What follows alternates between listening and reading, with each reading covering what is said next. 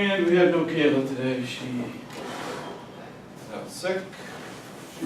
Typical. And the doctor told her this afternoon, she's contagious, she's not supposed to be around anybody else. So anybody that saw her in an earlier class, I'm sorry, but. Was she in controls? We better go. Oh, crap. We better That was all of us. So we're all infected. I sat next to her. Oh, man. You're dead. I know. I'm not gonna touch. I give you 2 days. Black plague. Move on. I think it might be whooping cough, so I'm kind of holding my breath there.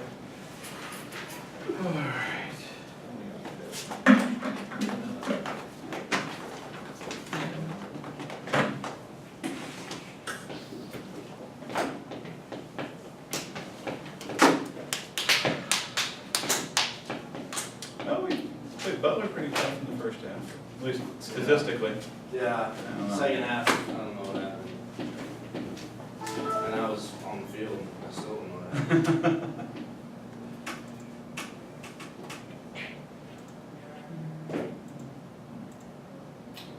Well, We're in chapter if it 5. makes you feel any better, IU won.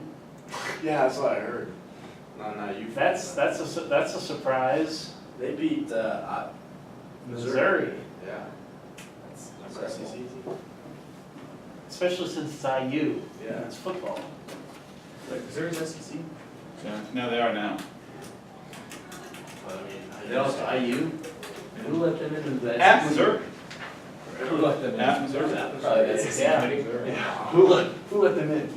Missouri's normally pretty good, too. 18. They were ranked 18.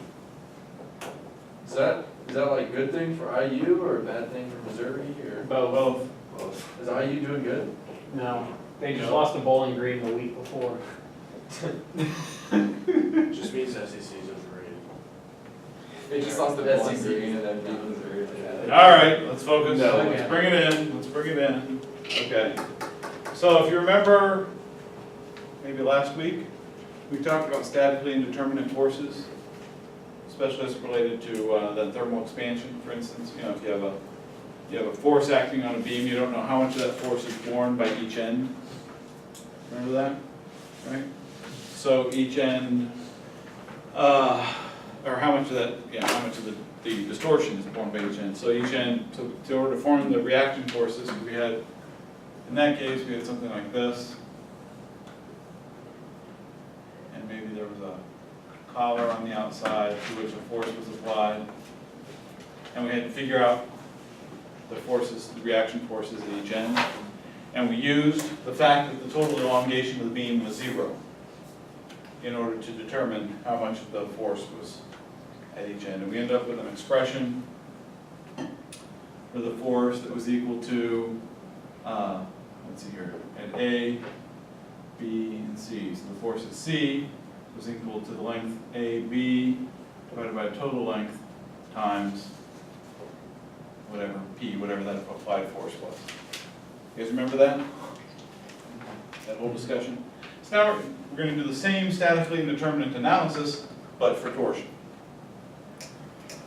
So now we have a beam. I'll try to draw as best I can in 3 dimensions. And it's fixed at both ends. And we apply a torsion in the center. So it's a beam that's fixed at both ends, and I grab hold of the center and I twist it. And now there will be reaction torsions at each end. Again, we'll have an A, B in the middle, and C at that end. So there'll be a reaction torsion at each end, but again, it's statically indeterminate. We don't know from statics how much of the torsion is borne by each end of the beam. So what do you think we might use as a means of finding the relative torsion at each end? The sections. Well, we will go to method of sections, but what concept are we going to use? Superposition. There's no. We're just throwing out words now? There's I no don't know. displacement.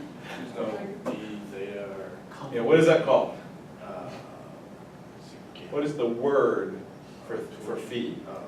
The resulting. What happens if I apply a torsion? Torque? A twist, Oh. there you go, there you go. So we're gonna end up with, if these two ends are constrained, then there's no net twist from A to C, right? So phi between A and C, which is equal to phi of the AB section plus phi of the BC section is gonna be equal to 0. So that's what we're gonna use to set the torsions. And we know, just from the analysis of the free body diagram, that the sum of all torques, which is equal to T minus TA minus TC, is equal to 0. When at equilibrium. So we know that the torques are equal to 0, and we know that the phis, the twists, are equal to 0. So we have two expressions. We should somehow be able to solve for our two unknowns, A and C. But we need to get these in terms of torques. Do we have a way of relating twist to torque?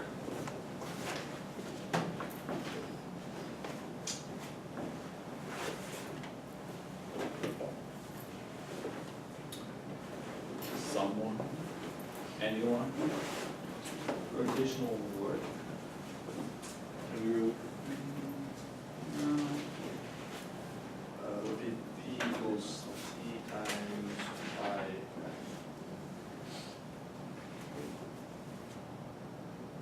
P equals. Right? I'm not sure what you're talking about there. Yeah. I forgot something on here about twisting shear. Can we use twisting shear? Looks like it's torque equals G times gamma. So, yeah, did everybody take notes at the end of class on Friday? I haven't taken rotation work, rotation power. Let's see, who was in class on Friday? Which one of you two was, Oh, well, I wasn't even here. you weren't even here, you were over there, so Blake's the one responsible. So you're divide and conquer theory apparently. It didn't work. Well, weakest link and all that.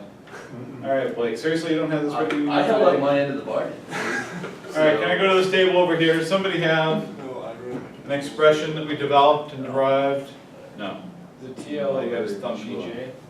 Huh, what's that? What? TL over GJ. Phi was equal to TL over GJ. Does anybody recognize that at all? For a fixed segment? I didn't see your hand up in the air, Ben.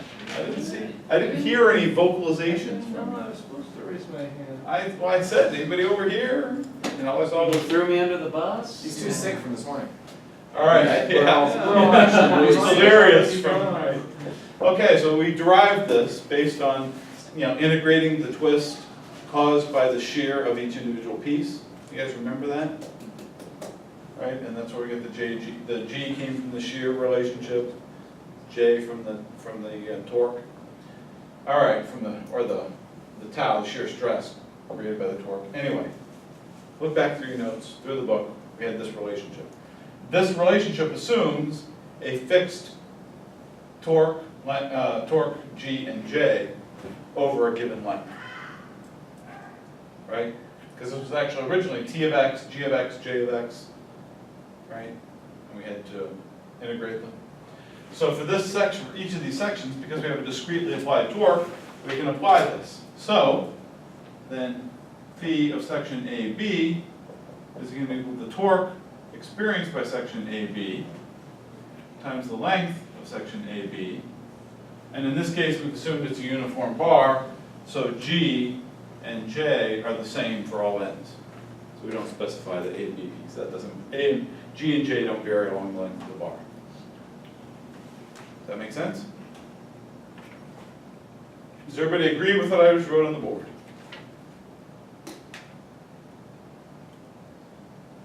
Sure, whatever, let's move on. All right, then what's phi BC going to be?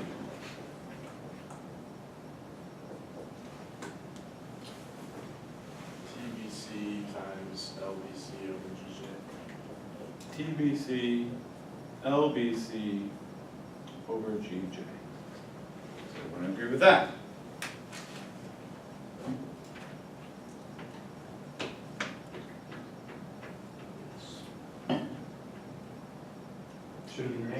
It should indeed be negative. Why is it negative? It's going negative. Oh, it's a good question. It's because the torque's going into the. Right. Because when you do the right-handed rule, it points into the bar, so it must be negative. Or you could have looked at the expression above and said, ooh, one of these has got to be negative, or it's just not going to work. Oh, that's how I came up with it originally, but I didn't understand, I didn't know exactly why. Okay. So either you apply it here, or you recognize the tau, the BC torque, the torque applied at point C is negative. You have to put the minus sign in one place together. Okay. So So- for V, we're looking at displacement of, Twist. It's looking at twist. so like rotational displacement? It would be rotational displacement along the axis, rotation about the axis, as opposed to bending, which is rotation about an axis that's not down the center of the bar. Okay. So that means then this whole thing up here is equal to TAB, LAB, minus TBC, LBC, all over GJ.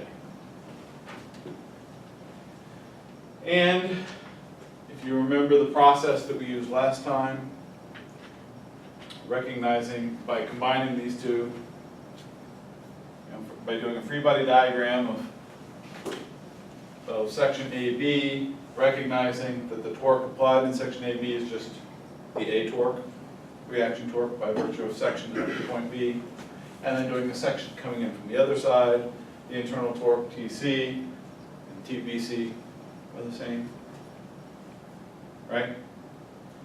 So we combine those two expressions together, and we get two relationships that are very similar to what we had last time, and that is that the torque at point A, at the end A, is equal to the total torque times LBC over L, and that the torque applied at point C is equal to the total torque times LAB divided by L.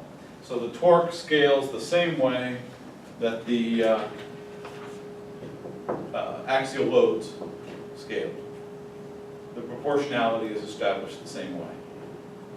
It's sort of an inverse lever thing. The proportionality of torque at the A end is governed by the length at the other end. It's an inverse rule. As this end gets smaller and smaller, the fraction of the torque borne by A gets smaller and smaller. Vice versa. Okay. So same kind of ideas we did before. We're just doing torque now instead of axial load. Okay? Anybody have any questions? All kinds of make sense? All right. Then let's jump into, wow, it's only 15 minutes. We might have to do like an extra bonus problem. All right. Wait. Thanks. Just don't raise it. All right, I'll just walk down to the other end of the board. Let's do 578. The A992 steel shaft has a diameter of 60 millimeters and is fixed at its ends, A and B. If it is subjected to the torques shown, determine the absolute maximum shear stress in the shaft.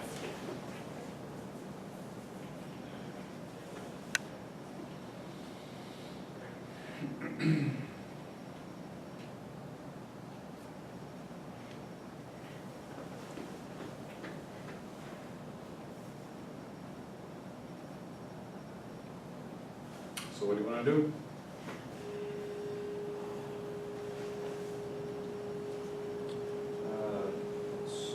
Start with the free body diagram. Nice. But you gotta tell me a free body diagram of what? Of the whole thing, of a certain section, you gotta tell me what.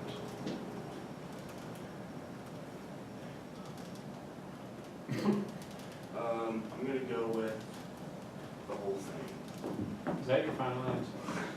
That is my final answer. You just want to leave it out? Okay, now I gotta try to draw this in 3 dimensions, I hate doing these. We need to get Britton in here and just have him draw on the board in class. Okay, there's the shaft. And let's see here, we have A, C, D, and B.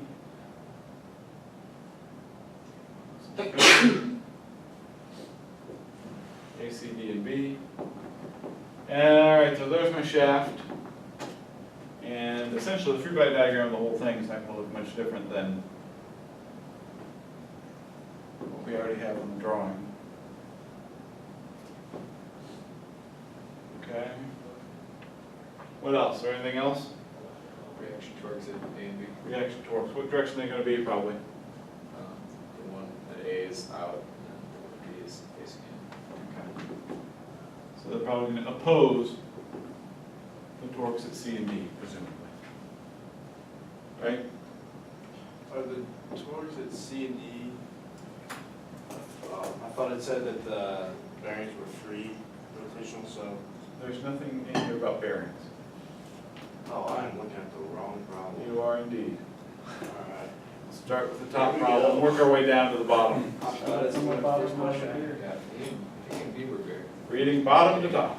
All right, what do you want to do it?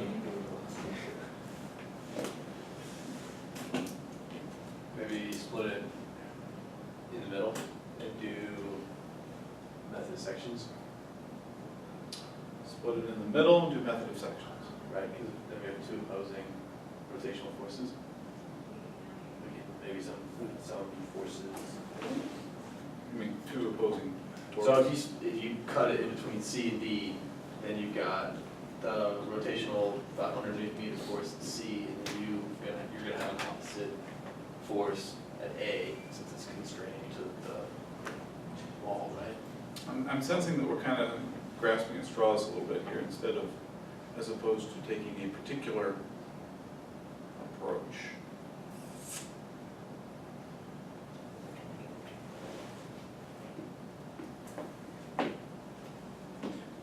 Don't we need to find the reaction torques first? Can we solve for those? So we're trying to, yes, okay, we're going to solve for the reaction torques, but the question is, how do you solve for the reaction torques? If I take a section through here, I have an unknown still. I mean, I'm not really, just in terms of summing the torques, I'm not going to get anywhere. Right, so I take a section through the center here. What'd you say you wanted to, between C and D, you want to go the A end or the B end? Doesn't matter. Doesn't matter, right, okay, so let's just take, let's do it as if we did a section through here and took this end. I would have the sum of the torques equal 0, well that's equal to the torque at A minus the torque at C minus the, plus whatever the internal torque is. And 0. Torque at C I know, but I don't know the internal or the external torque. So really, I can't do the sectioning thing. You don't get anywhere. It doesn't get me anywhere, right? I have to have some kind of constraint because this particular problem is statically indeterminate. So I can't just do some of the torques. What should I do instead? What's that? Some of the twist. Some of the twists, right? So since I can't do some of the torques, I do know that some of the twists are 0. The additional constraint that I'm given is that some of the twists is equal. So I know some of the torques, which is equal to TA, well, how do we want to do it? Yeah, okay. Plus TB minus 500 and 200, so minus 700 is equal to 0. And so that's the static force equilibrium analysis. That I could have done in statics, but it's indeterminate from statics alone. So now I have to go to the twist. I have to note that the phi for the whole section, the whole thing is equal to 0 as well. So now I have a couple different ways of finding the phi.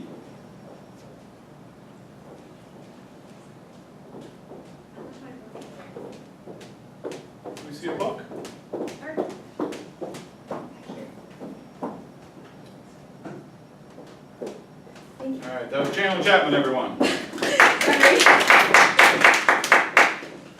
Okay. So now, what are we gonna do? We're gonna look and see what the total twist that results at the end is due to each of the torques.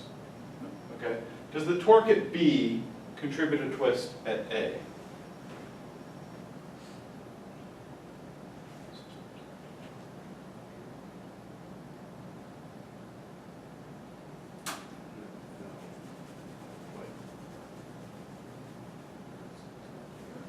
Contribute twist at Right. A. We have If I apply all the torque I want at B, ton of torque, does it twist the bar at A?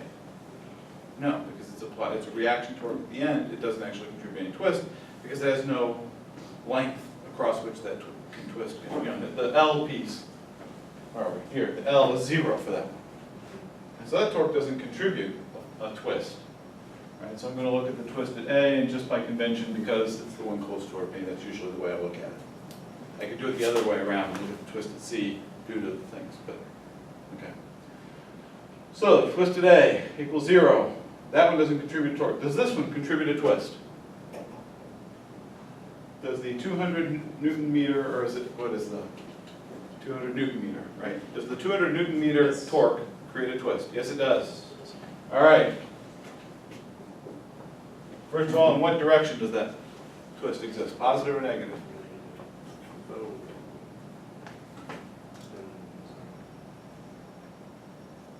Positive. Since it's pointing out of the shaft towards B. Yes. So, if I'm starting at B and working my way back, Oh, it's negative. I'm looking at the twist from A's perspective. So that would be a negative one because it's into the bar. Towards B. It's towards B, and I'm looking back from A. So from my perspective, that twist is going to be into the bar. Okay. So it's going to be minus. What is the twist caused by the torque at D? Uh,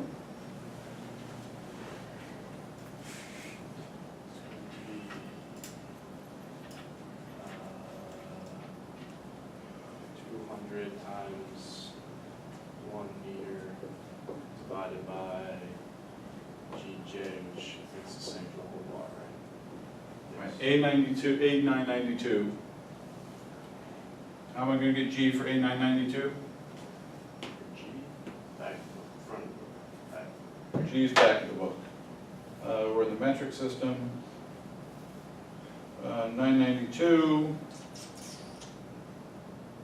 G is 75, oh, I knew that one. 75 gigapascal. 75 times 10 to the 9th. And what is J?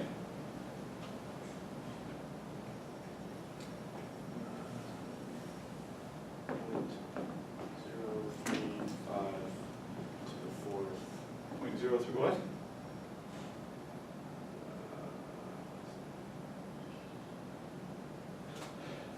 How do I calculate J? Sorry, 103 times 10 or to the 4th times pi over 2.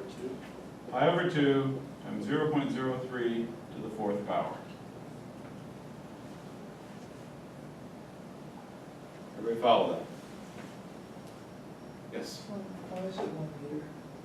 Because the length over which this twist acts on the bar is 1 meter.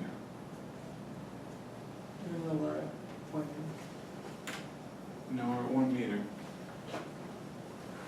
Right, that twist is applied 1 meter from the end. Yeah, but we're looking from point A. We're looking from, yeah, but so in other words, as I'm working my way out from the end, that one, anything out here is not going to be twisted because of that. Right, we're doing a superposition approach here, essentially. As we have this 200 times that length. Okay? Does that make sense? Okay. Okay, what next? Let's look at the twist caused by the next, right? Because Colin brought up the superposition earlier. I said, not yet. Right? Right, so now we're going back to the superposition. So we're saying that one creates this much twist, and if I ignore all the other forces, everything else just hangs out.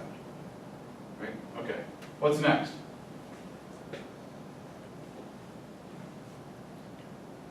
The torque applied at C. Okay, so something for the torque applied to C. Okay, the torque applied to C. How do I calculate the twist for that one? Let me ask Clayton. Let him answer the question. How do I calculate the twist due to the torque applied at point C? We're doing superposition for the whole bar, this twist. Right, so now by superposition, we ignore all the other forces acting, and we just apply that. Right, so, I got a quick question. yeah, For J, where do we get .03 to the fourth? Does that come out of the book? it's, no, J is defined for a solid rod as pi over 2 times C to the fourth, where C is the radius of the round bar. We derived that sometime back, polar inertia, polar moment of inertia. And C, in this case, the radius of the bar is 0.03 meters. Okay? Okay, so Clayton, what are we gonna do with the torque, or the twist caused by torque C? What's it gonna be? This would be 500 times 1 meter over, the G should be the same, G should be the same, 75 times 10 to the 9th. and then times pi over 2 times the 0.033 to the fourth. Since the J should be the same. Right, G and J are the same. Everybody agree with that?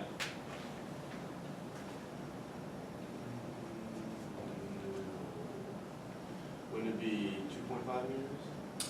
It would be 2.5 meters, because by superposition, right, we ignore the other forces. This thing is 2.5 meters away from that end. Oh, okay. Right, so the total twist caused by that force in superposition would be 2.5 meters.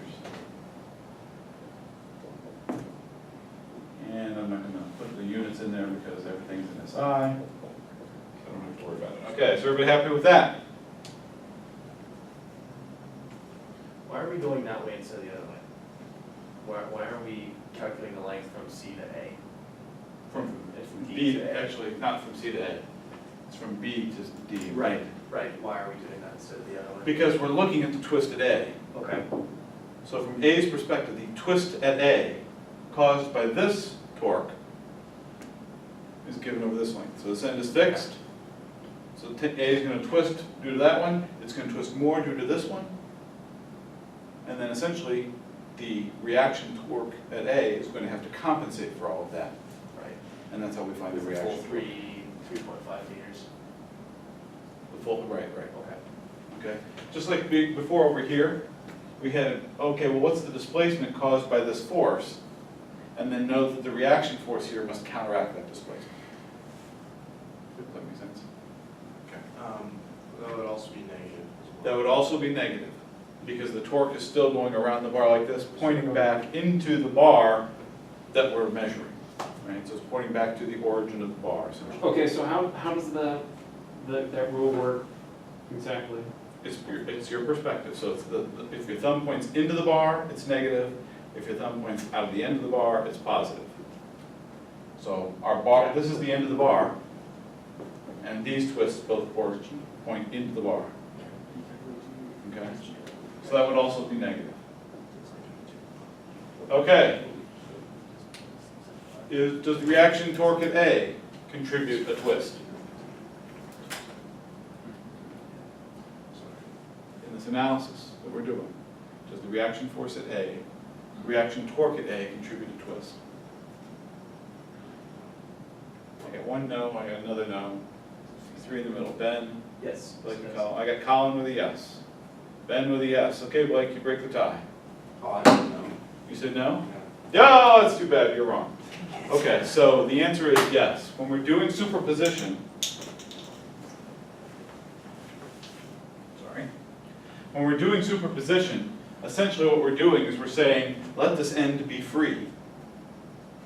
find out what torques are caused at that free end, and then allow the reaction torque to put it back to 0.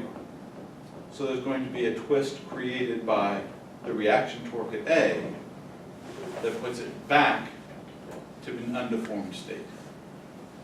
Can you see what I'm saying? Just like over here, when we did the normal forces, we allowed it to extend beyond the end of the constraint, and then said the reaction force squeezed it back. So there was a displacement associated with the reaction force to put it back. Does that make sense? Okay, so Jesse, you're good? Good. All right. So, what's that going to be?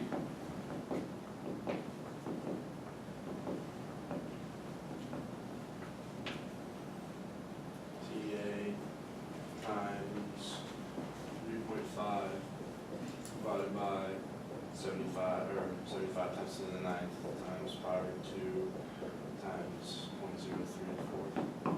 All right, denominator stays the same. The numerator is TA times 3.5.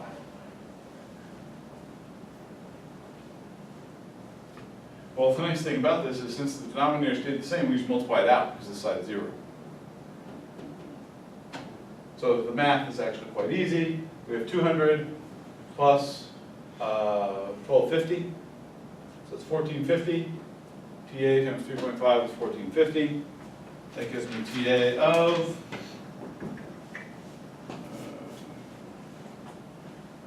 414.29.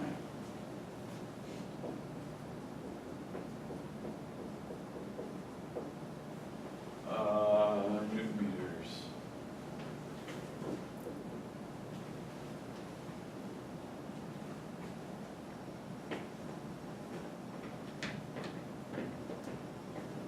Okay?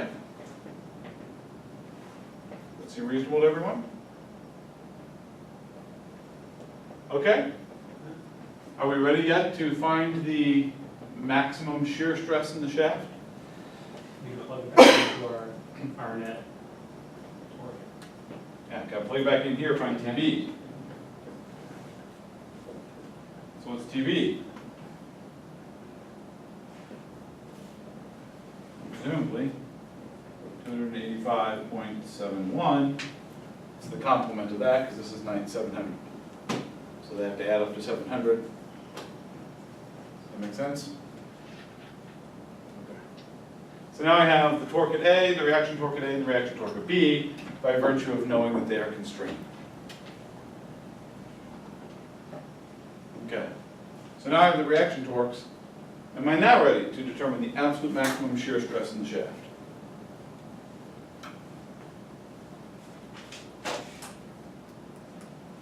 Ready to, like, find what the maximum shear stress is? Right, find. Are you ready to find it yet? Yes. Okay. You realize if you say yes, I'm going to ask you how to find it. Yes. Okay? Can I erase this yet, Colin? Mm-hmm. All right. Thanks for that up there for me. So how do I go about finding it now? So if we need to find the maximum shear stress, we're just gonna have to cut the beam in the 3 places and find which one has the greatest shear. Greatest torque, actually, and then we'll find the shear. Because the shear stress, remember, was the torque times R divided by J. Remember that? Yeah. An expression for the shear stress? Yeah. Right? So we know where tau max, or we also have tau max here. They're actually asking for tau max. It's TC over J, that just occurs at the maximum C, right? But tau absolute max is wherever we have the maximum torque, or alternatively the minimum J, but the J is the same across all pieces, right? So it's actually the maximum T over J ratio that we're looking for, right? Whatever, however you want to look at it. In our case, J is the same, C is the same, so we got to find the maximum torque. So how would we go about finding the maximum torque? Method of sections. Method of sections in each case. So in reality, what we really want is we want a torque diagram. Remember I talked about a torque diagram? I'm just going to draw this, instead of trying to draw three-dimensionally, I'm just going to draw torque as a function of position from A to B. Okay? So by method of sections, I come in just in from the end of A. Right? I do a section in here. And what's my torque going to be everywhere between A and C?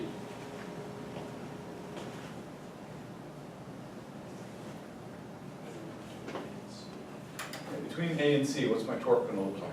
Must be 4.2. Right. So from A, this is C, this is D.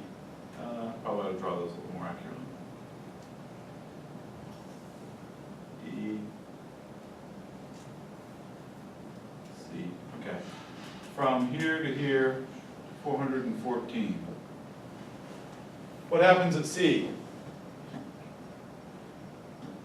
What do I have between C and D? 500 minus 442.29. Close.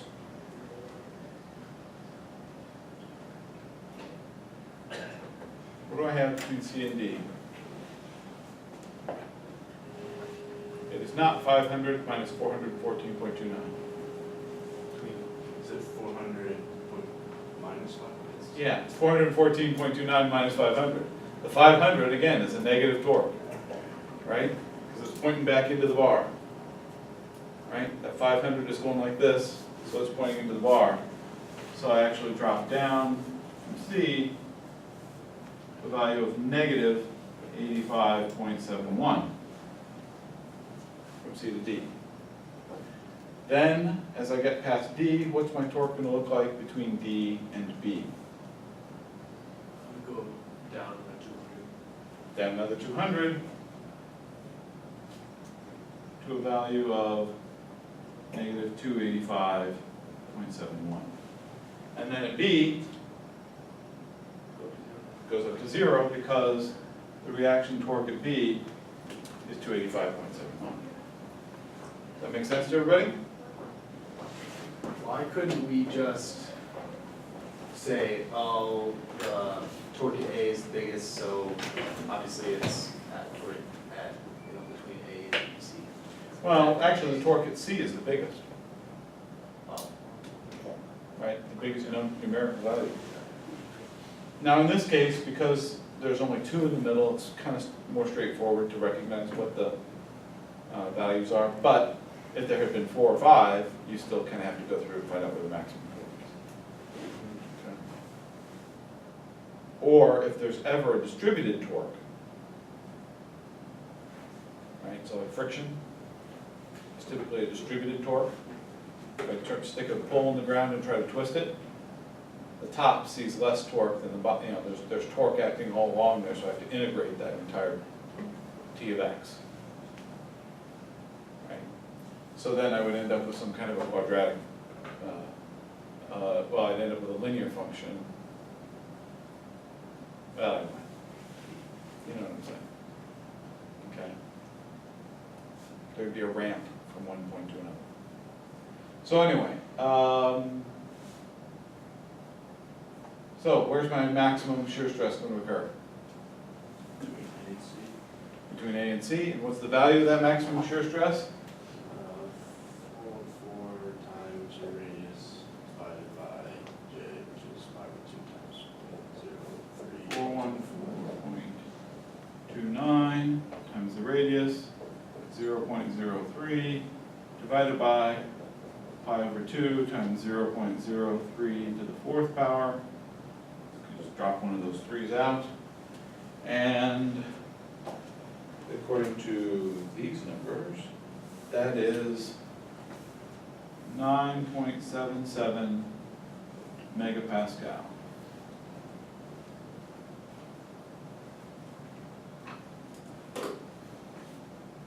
Okay. So if I really wanted to be kind of difficult, I guess, challenging, I could have asked in the beginning, here's the condition, does the bar yield? Can I just ask you a simple yes or no question? Does the bar yield? Of course, on an exam, I would have said, support your answer. I'm not gonna give you credit for a 50-50 guess. You know. Does the bar yield? Partial credit? No. So, does the bar yield? So what would I do now? Look it up. What diagram? I would actually go to my book and look for the yield stress. In shear, oh, and it's not listed. So I would have used aluminum as my alloy to begin with. Yeah, so it doesn't have the shear yield stress for structure. It's interesting. So we don't know how to calculate that yet, right? What's that? We don't know how to calculate that, Calculate what?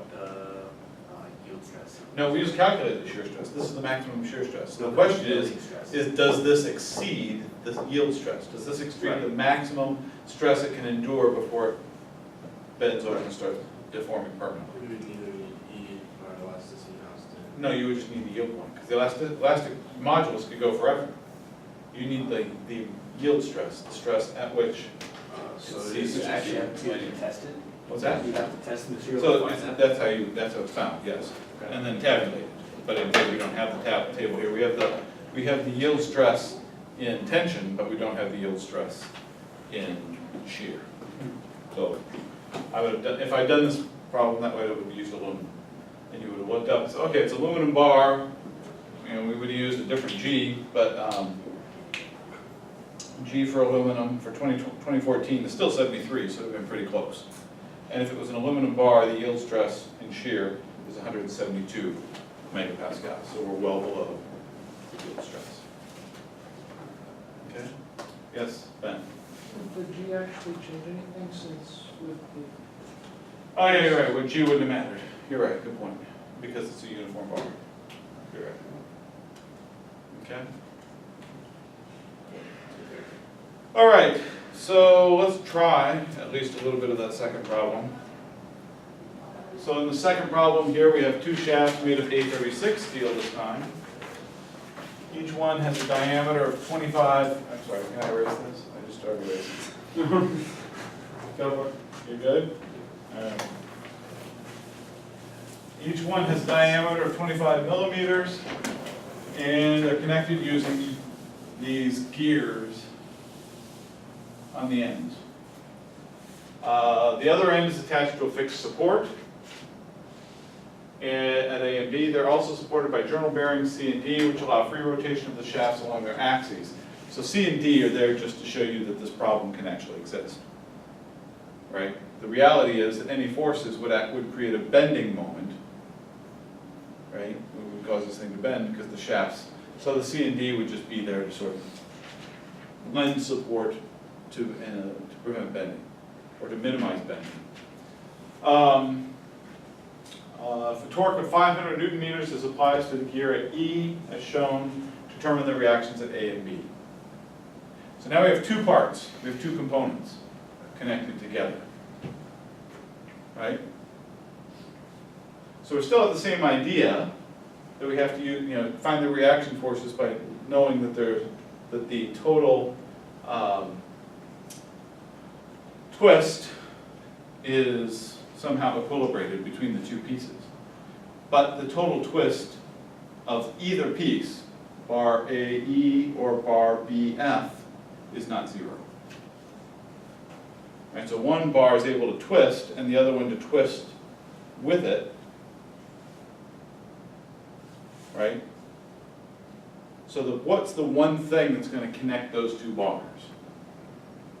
What is the common denominator between the two bars that we're going to use to be able to make sure that we have the state systems of equilibrium?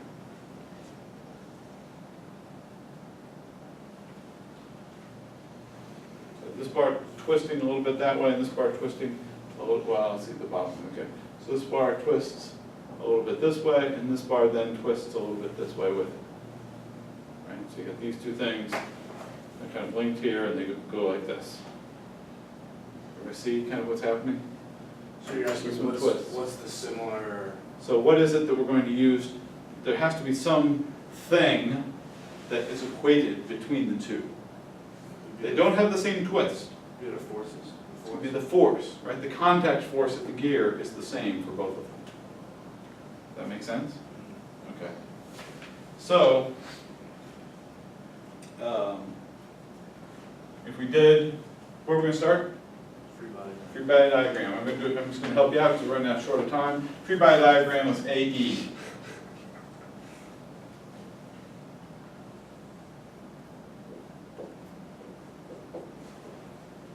Okay, there's my free body diagram of AE. And we have the applied torque in that direction of 500 Newton meters. Right? What opposes that torque? Reaction at A. Reaction at A going the other direction. And Go ahead. be a reaction at F too, right? Well, F's not on this bar, But E. but there's going to be a contact force. Right, so if I now look at this end on, right, there's this. That's 500 Newton meters. There's also a contact force opposing that motion, F. Everybody see what I'm talking about? Because there's then the smaller gear up here. So, and I should probably draw that dash. And so that gear is pushing this way in opposition to that applied torque. Right? So the total torque, the sum of all the torques acting on the bar, which is equal to 0, is, so now we have torque A, right? Torque A is pointing that direction. Why would 500 drawn clockwise? Why would it be drawn the other way? 'Cause are you trying the reaction force? I'm viewing it from E's end. I'm looking in from E to A. Got it. Okay, I just drew that to show you the force acting at that end, so I'm drawing the end face. Okay, but from my perspective, I've got A going this way, and I've got E going that way, and those two have to be equal and opposite, right? So it's TA, but F is going to contribute, actually, not these, but is F going to be positive or negative? Positive. Right, so F at this point is coming out of the board. Everybody see that? Because we're trying to twist it this way, that other gear is going to force it back. So it's coming out of the board, so it's going to try to force it in the same direction as A. So plus F times, what's the radius? Oh, radius of Is that the radius Oh, that's plotted there? 0.05 of the smaller one? I think 1 is, yeah, that's the radius. 0.1 minus 500. 0. Okay, so there, when you have the contact, you have that extra F. Still, we have two unknowns here. If we did the equation for the other end, for the rod FB, some of the torques, this is on AE, on FB, that's going to equal the same F, but now times 0.05, right, because it's pushing the other direction on that one, minus the reaction force, or reaction torque at B. Actually, I should draw those backwards. Because F is pushing the opposite direction. So now I still end up with 3 unknowns, 2 equations. I still have to use some kind of statically indeterminate thing, and that is to recognize that the motion of the gear caused by the twist is the same. You see what I'm saying? So the motion of this point, the physical displacement of that point, is phi A E times 0.1, and that's gotta be equal to phi FB times 0.05.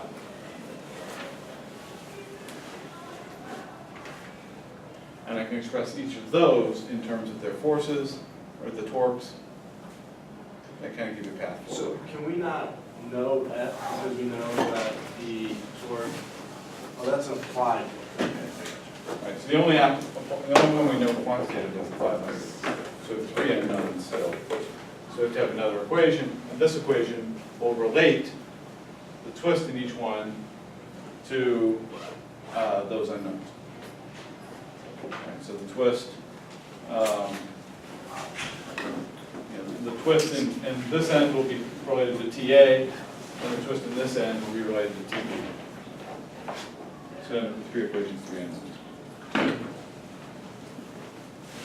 All right. See you Wednesday. See you guys. Oh, yeah, that's. How long soccer last, Jesse? Soccer will go through, end of October, early November, so it'll be a while. Okay. Just curious. Yep. See you next time. See you.